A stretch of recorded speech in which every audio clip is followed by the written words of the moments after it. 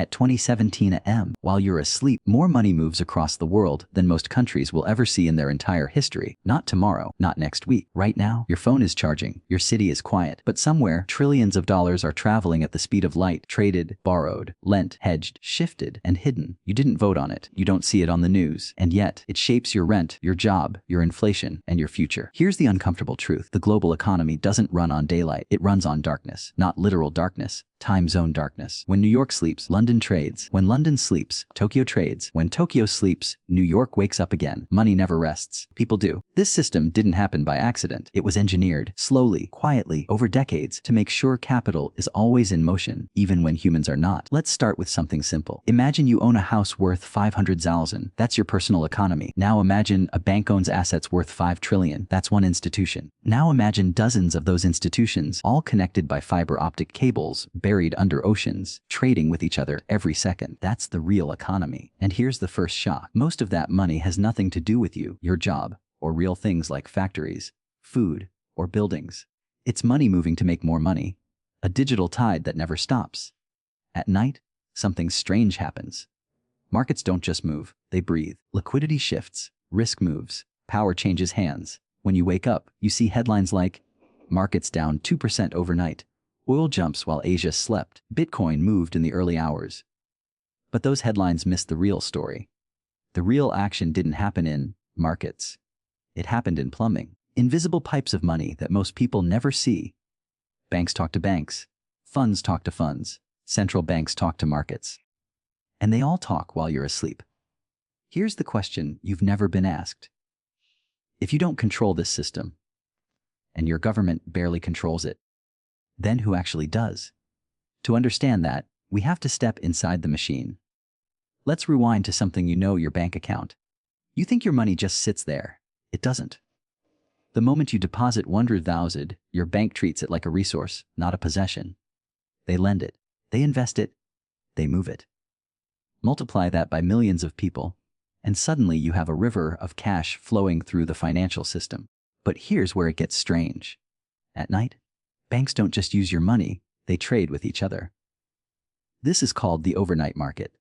Banks lend billions to other banks just for a few hours. Not for homes. Not for businesses. Just to balance their books before morning. Think about that. Trillions of dollars move, simply so numbers look neat on a screen when regulators wake up. Quietly absurd. Totally real. Above the banks sit hedge funds. They don't care about jobs or communities. They care about patterns. They watch currencies shift. They watch interest rates blink. They watch tiny signals in global markets. Then they place massive bets, often while you sleep. 1 billion here, 2 billion there. If they win, nobody thanks you. If they lose, sometimes you pay. Above them sit central banks, the real heavyweights. The Federal Reserve, the European Central Bank, the Bank of Japan. They don't move money directly at night, but their shadow does. Traders try to predict what central banks will do next. Raise rates. Lower rates, print money, tighten money. Entire markets move on those guesses. So here's the hidden mechanism. You sleep, banks trade, hedge funds bet, central banks influence everything. And by morning, the world you wake up to is slightly different. Your grocery prices might rise, your currency might weaken, your job might feel less secure. Not because of anything you did, but because of what happened at 3 a.m. Now let's talk about the real engine of all this. Debt. Modern money is not built on gold. It is built on promises. Promises to pay back loans. Promises that governments won't collapse. Promises that markets will keep functioning. At night, trillions of dollars in debt are rolled over, extended, refinanced, shuffled around. It's like moving chairs on a sinking ship. The math is uncomfortable. Global debt is now over 300 trillion. That's more than the entire world produces in a year, multiple times over. So while you sleep, the system isn't just moving money. It's moving risk, and that risk is piling up somewhere. Here's the contrast nobody likes to admit.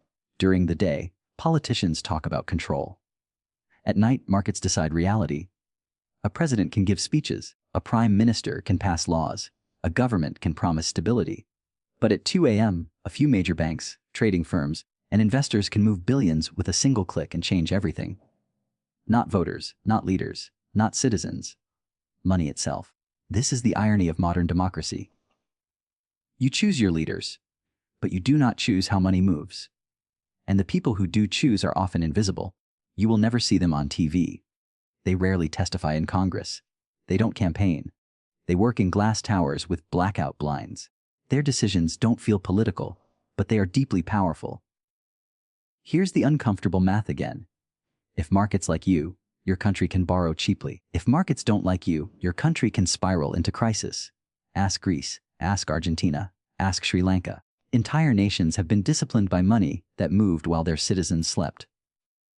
Now zoom out.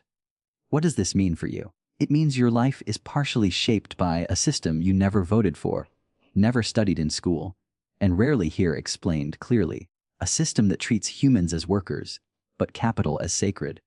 A system that moves faster than politics, faster than laws, and sometimes faster than reality itself. But here's the twist. This system isn't evil in a simple way. It's not a villain, it's a machine. A powerful, efficient, ruthless machine that rewards speed, size, and leverage, not fairness. And here's where the tension peaks. If this machine keeps growing, and humans keep sleeping, who eventually serves who? Do we control the money system? Or does the money system control us?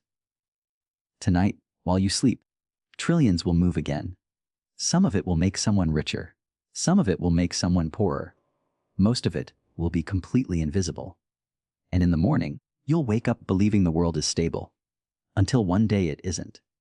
Because systems don't break loudly, they break quietly, usually at night. So the real question is not, why does money move while you sleep? The deeper question is, if you don't understand the system that moves your future, can you really say you're awake?